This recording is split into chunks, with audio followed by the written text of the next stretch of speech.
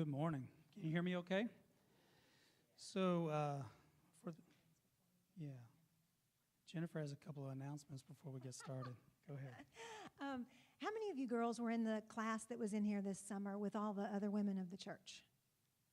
Okay, so you are officially, even if you weren't in here this summer, you're still invited this Tuesday night. We have an event in here for all the women of the church. It's called Reset, and you are definitely invited. I think you gave an energy to the room that, is lacking, has been lacking in other summers. So when we've just gotten the older people of the congregation together. So you're invited 7 to 9 Tuesday night here in this room. And then also I just want to say, some of you we know really well because we've been doing things with the youth group for a long time because of our kids. Our kids were in it. And we just graduated and sent off to college our last one this a couple weeks ago. And I just want to let you know, we're still here, and it's because we love you. It's not because our kids are in the youth group. We really love each and every one of you. So we want to make ourselves available to you. I think at least one of us will be at camp this coming summer, maybe two, we'll see. We just want to be available to you. So I just wanted to say that because I don't want you to think that we ever feel like we have to be in here. We don't have to be in here. We want to because we really enjoy being with all of you. Well said and true. So this morning, we were not able to be here when Evan spoke a few weeks ago, or I guess 3 weeks ago now. We were able to be here when Lauren spoke last week and kind of introduced it to the idea of what you guys are going to be doing in the coming weeks. And a lot of those things that y'all are going to be talking about are social justice issues, right? Big issues of the day, things that are in the news, things that are affecting some of you directly, and things that are affecting people you know. Today we want to kind of drill it down a little bit and talk about personal justice, how it affects you and your life, and then we'll let all those weeks ahead kind of go into those social justice issues, okay? So we're going to simple it down a little bit. We're going to go through a few definitions today with you so that we can all understand exactly what we're talking about. I need a couple of volunteers to hand these out. I want to try to see if everybody can get a copy of those, please. This is a menu, and we'll kind of break this down. Andrew's going to cycle through some definitions as we go through the definitions on the menu. But I'll give you a second to hand those out. If you want to just, thank you. Our world is full of all kinds of injustice, right? And so we're trying to talk about those things that matter, those things that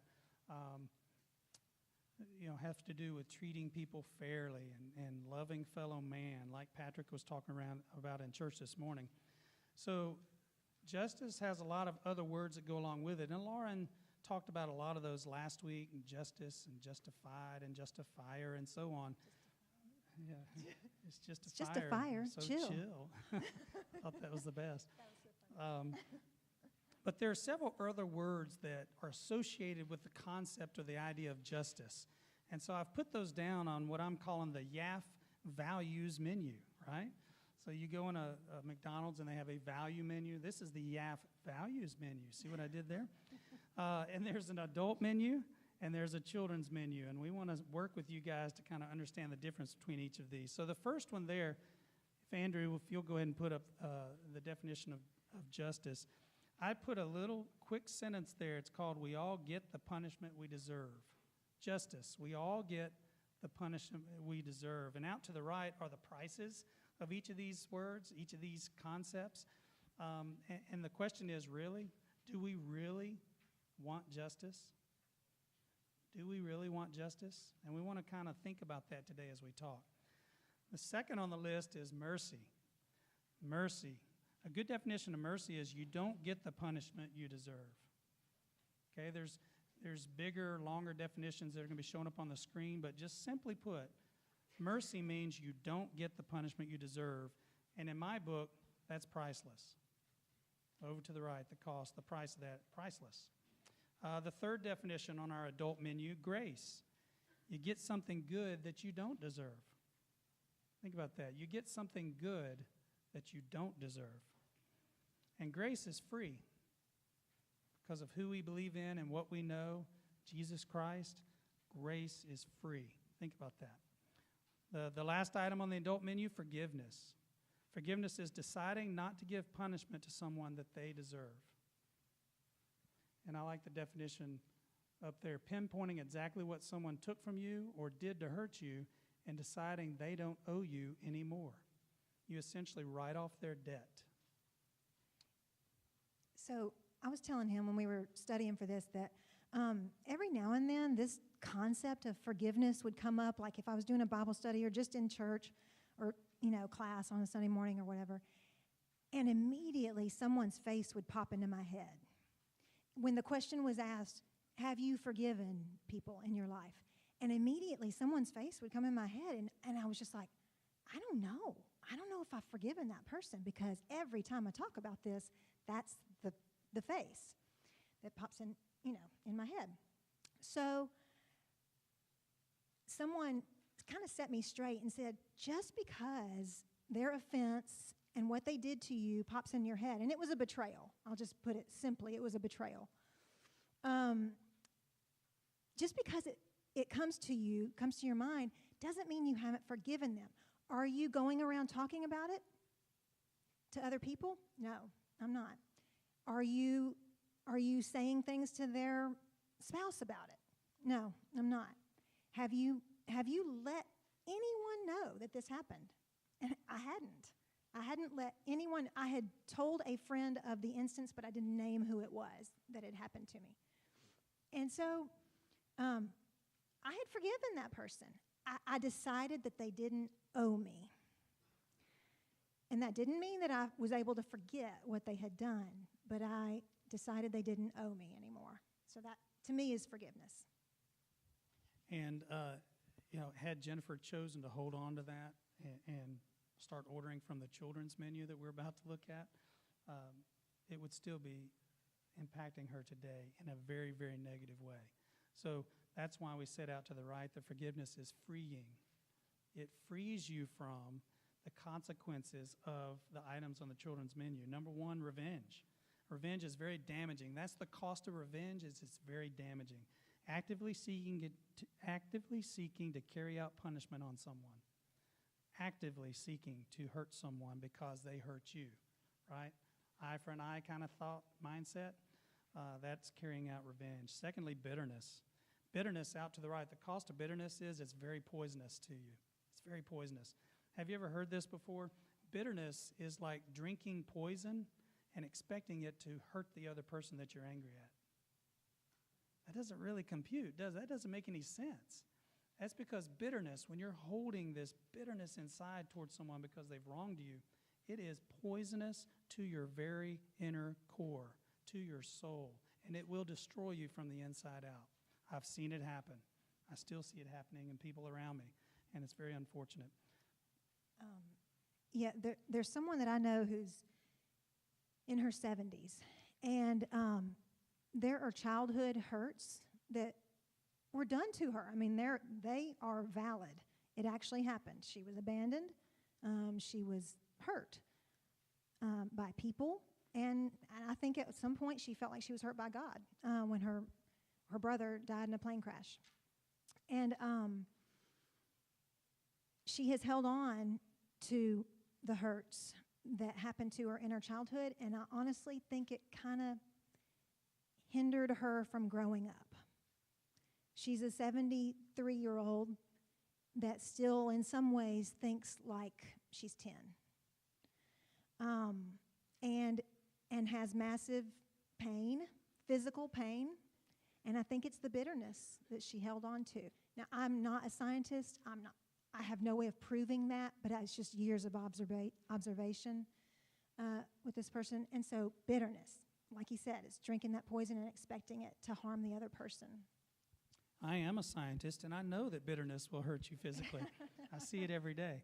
So, and then the last thing on the children's menu, grudges. A feeling of resentment over a past insult or injury. And a grudge would just be this heavy, heavy burden on your heart if you're holding a grudge.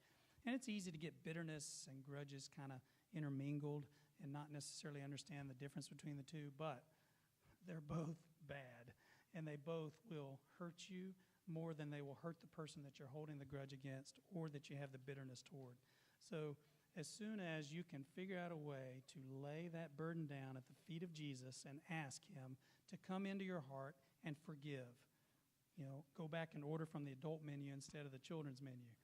Forgive, extend mercy, be gracious. Those kind of things will free you from the damage that holding grudges and having bitterness will cause. I'd like to kind of double back too, because as you notice on the adult menu, justice is the first thing listed. And so justice is not a bad thing to seek, but you're not seeking vengeance for yourself, okay? Basically, when we're seeking justice, we're doing it in behalf of other people. That's the godly type of justice. To seek justice for ourselves looks more like vengeance, looks more like the things from the kids menu. And plus, there's a scripture that says, well, let's see, yeah. So it's from Deuteronomy 35, but then it's re-quoted a couple times, once in Romans 12 and once in Hebrews another time. But it says, "It is mine to avenge. I will repay," says the Lord. A teacher that I was listening to years ago, I think it was Beth Moore, said God always includes mercy with his wrath. So he can pour out a punishment on somebody, but he does it in a merciful way. He doesn't do it in the way that we would. So leave it to him to mete out their punishment, whatever that needs to be. Okay, so next, we're going to involve you a little bit here. This is the time where you can take out your phones, and do y'all have the everybody has the Note app, right, on their phone? You can make a note. Okay. If you don't have your phone, just remember the answers in your head. That's true. Yeah. Just remember whatever your answers are. We're going to do a little story. It'll be like you're back in Awana. And we're going to fill in the blanks every so often. So you just remember there are only 5 blanks to this story. So you remember what you think of as your answer, or put it in your note. And then at the end, we'll have prizes. Okay. Joseph was one of 12 sons of who? Who was his dad? Joseph's brothers hated him because he was their father's favorite. They plotted to kill him and threw him into a cistern, which is like a big, deep well to gather water in. Reuben was going to go back and rescue him later, but Judah suggested, in the meantime, to sell him to these merchants that were coming by. He was, this is the second blank, how old when his brothers sold him into slavery? The slave traders took him to Egypt and sold him to a man named what? His wife, this man's wife, pursued Joseph constantly, and when he fled, she had his robe in her hand. She used this as evidence that he had tried to attack her, and he was thrown into prison. While he was there, he interpreted some what? For men in Pharaoh's service. And Pharaoh was the king back then of Egypt. So what did he interpret? 2 years later, Pharaoh had a dream, and one of these men finally remembered Joseph. He was called in to interpret I just gave you the answer. Anyway, interpret the dreams for Pharaoh. And his interpretations and the advice he gave saved Egypt from what? Pharaoh put Joseph in charge of Egypt. Everyone except the Pharaoh himself answered to Joseph. When the famine hit Egypt and all the surrounding cities, Jacob sent his sons to buy grain. Joseph immediately recognized his brothers, but they didn't recognize him. He probably looked more like an Egyptian by that point, dressed like one, even used an interpreter. He was quite a bit older at this point. So he messed with their minds a little bit through a series of moves you can read about in Genesis 42 through 44. Actually, this is very entertaining reading from the Bible. If you ever just want to be purely entertained, read Genesis 42 through 44. He basically held Simeon for ransom and demanded that they bring Benjamin, his youngest brother, to him. When he finally revealed himself to them, they were terrified. But listen to what he said. Y'all, I'm blown away when I read this, when we were preparing for this. I'm blown away. Joseph said to his brothers who had sold him into slavery, he'd rotted in prison for several years, finally got out of prison. And this is what he said to them. And now, do not be distressed, and do not be angry with yourselves for selling me here, because it was to save lives that God sent me ahead of you. Wow. That's amazing, isn't it? Could you say that to your older siblings if they had sold you into slavery? Don't be mad at yourself. I can't see it. And I have an older brother that just might have done that when we were younger, if he could have. So which values, on that values menu that we gave you, which value was Joseph exhibiting? Yeah. Mercy. Yes, exactly. Mercy. Because they had done something that they deserved punishment for, right? And he didn't give them punishment. They didn't get the punishment they deserved because he was merciful towards them. I just think that's an amazing story. So who all got all 5 of these? And let me just tell you what it was. 12 sons of Jacob. Okay. He was 17 when his brothers sold him into slavery. Anybody get that? Lucy? Not really.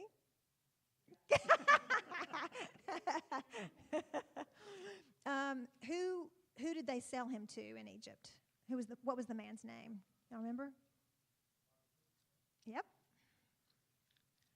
And then while he was there, he interpreted what for the men in the dreams. And then what did he save Egypt from? Famine. Yeah. So 7 years of plenty and then 7 years of nothing would grow. So did anyone get all 5 of those? Nice. Okay. We have one.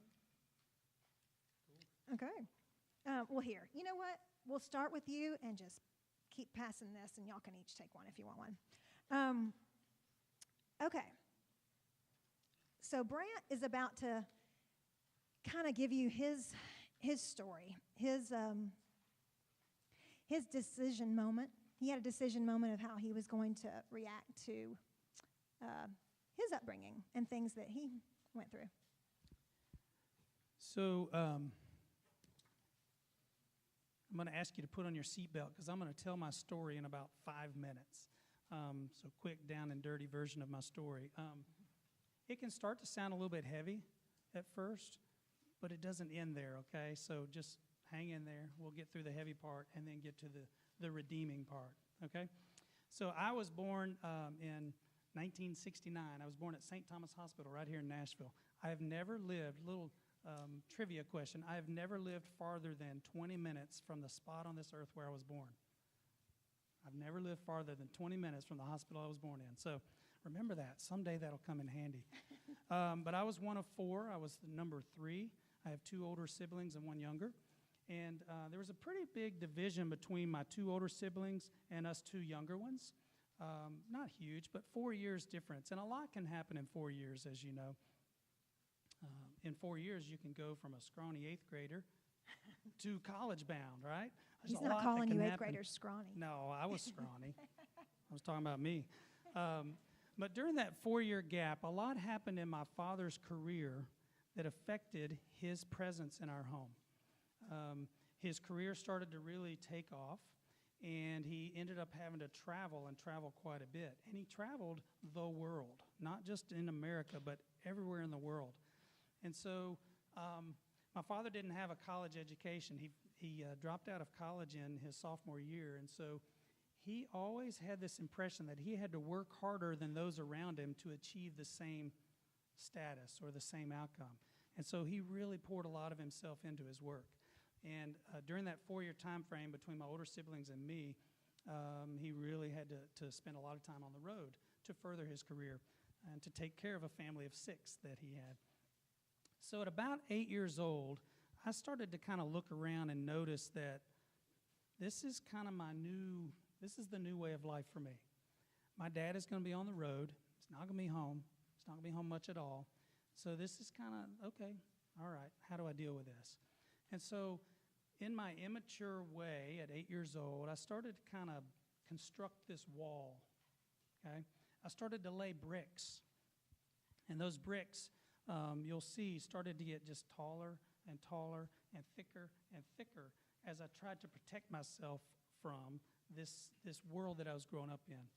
So my dad missed, I don't think he came to a single one of my plays in elementary school, and I was a big-time actor, man. I was actually the star of 3 years in a row, the play, so you wouldn't know that now. But I was a big-time actor, and I would sing and dance in the plays and all that. My dad didn't make it to one of those. I played a lot of different sports. I played basketball and football, and I ran track, and I wrestled, and what else did I do? Basketball, football, baseball. Did a lot. My dad didn't get to come to those games. And so I kept adding layers of bricks to that wall that I was building that started about 8 years old when I was really young and I just didn't understand things, and I started to build that wall. I just kept adding to that wall as the years went by. My dad, in an attempt to try to stay close with me, he would bring home matchbooks from every city in the world that he visited. I literally had 3 grocery bags full of matchbooks from around the world where he would bring those home to me, and I could know where he had been, kind of what he had been doing, and that was his way of trying to connect. But you remember, I was building that wall. I was starting to kind of wall him off and not let him get close to me because I was trying to protect my heart. When he came home, the few times that he was home, he was always really tired because he was always on the go. And I tell you, I understand so much of this better now than I did then. I'll just be frank with you. I just didn't understand during those years how hard he was having to work to provide for our family. I now have a family of 6. I understand what it takes much, much better to provide for that family. His job just happened to involve travel, which meant he was gone a lot. But when he was home, tired, worn out, angry, right? So you think, oh, man, Dad's going to be home this weekend, and then he's angry the whole time because he's tired and worn out, and he's just frustrated, and he's got to get his rest before he heads back out on the road again. So I'm all along the way, I'm just adding more bricks, making the wall taller, making the wall thicker around my heart to protect myself. I would seek leadership from other males in my life. So at church, I would latch on to youth leaders. I would latch on to the male teachers. I latched on to male teachers at school.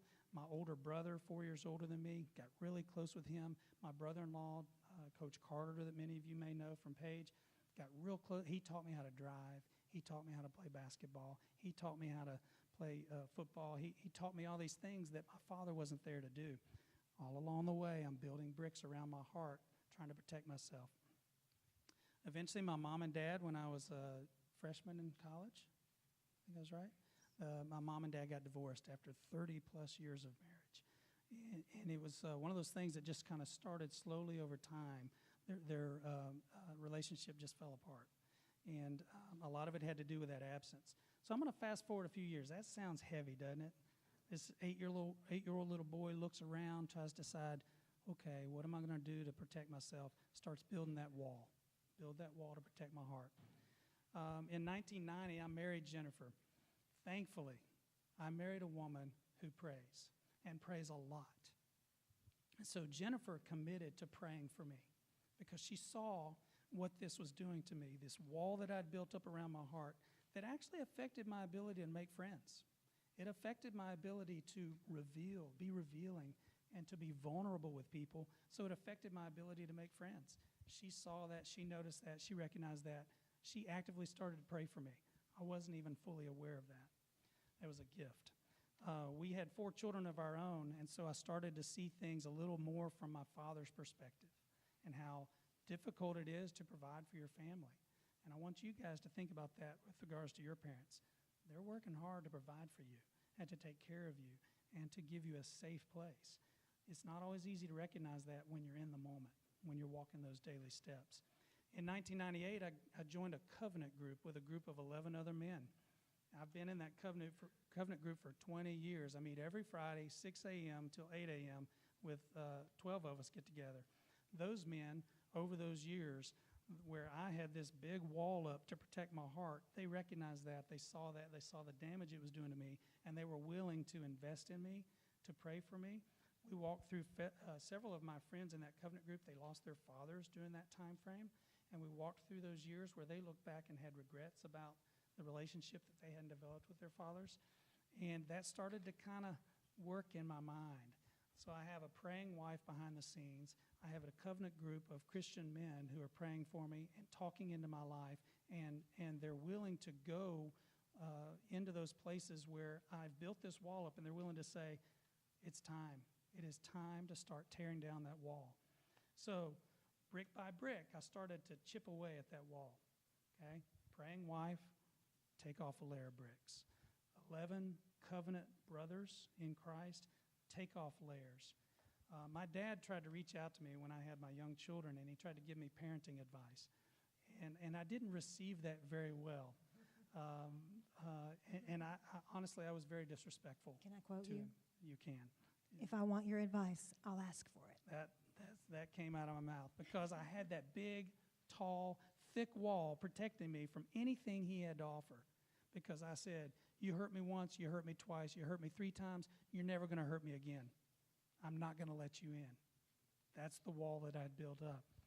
So Jennifer faithfully praying, removing bricks. The covenant group men, removing bricks.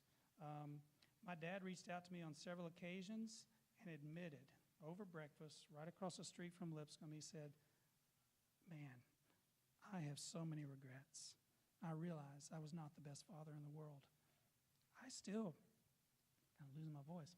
I still had that wall up, so I didn't receive that well the first time, the second time, the third time, but he kept coming back. And I think, thank you. And I think, I tasted your chapstick. Oh. But I think that because she was praying, Sorry about that. That was a moment. I think because she was praying for me and because I had these covenant brothers walking with me and they were invested in my life, that I was able to start to chip away at that wall and break it down and take layer by layer by layer off. My father I don't remember the exact year, my father had cancer on 2 different occasions. The first occasion, he had 2 surgeries, chemo, radiation, and that he was declared cured. Then he got a second kind of cancer a few years later that ultimately claimed his life. About 3 years ago, he passed away. But here's the redeeming part of the story. Thankfully, because of a praying, faithful wife, thankfully because of 11 covenant brothers who prayed with me and talked with me and went there with me, they went to that place that I had tried to wall off from anyone, I was able to forgive my father. I was able to show him mercy, only because I had been shown mercy, and I had been shown what mercy looks like. And one day it occurred to me, I thought,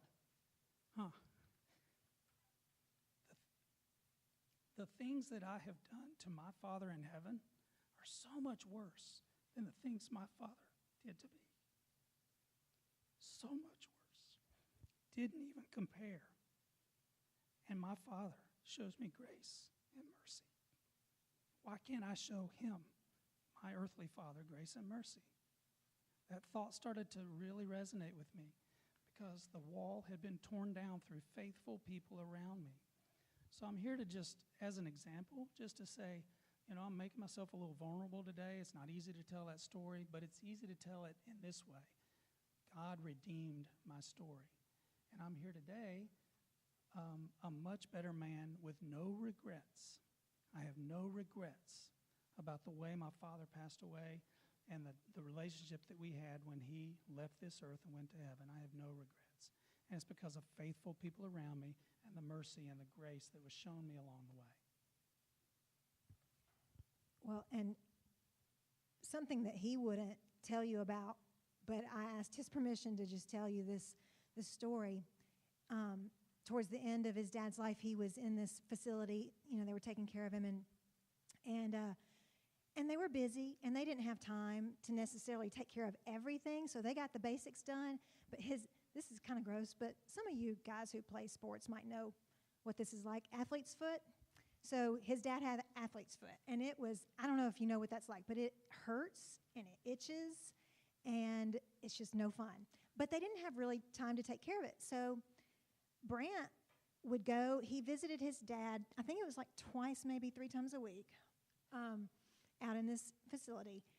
And it was 45 minutes away. So he had to drive 45 minutes that way, 45 minutes home. He would go and he would take this, there was this special medicated cream or whatever that you had to use for that. And I only watched this a couple times because I stopped being able to even go with him towards the end. I just couldn't, I couldn't handle it.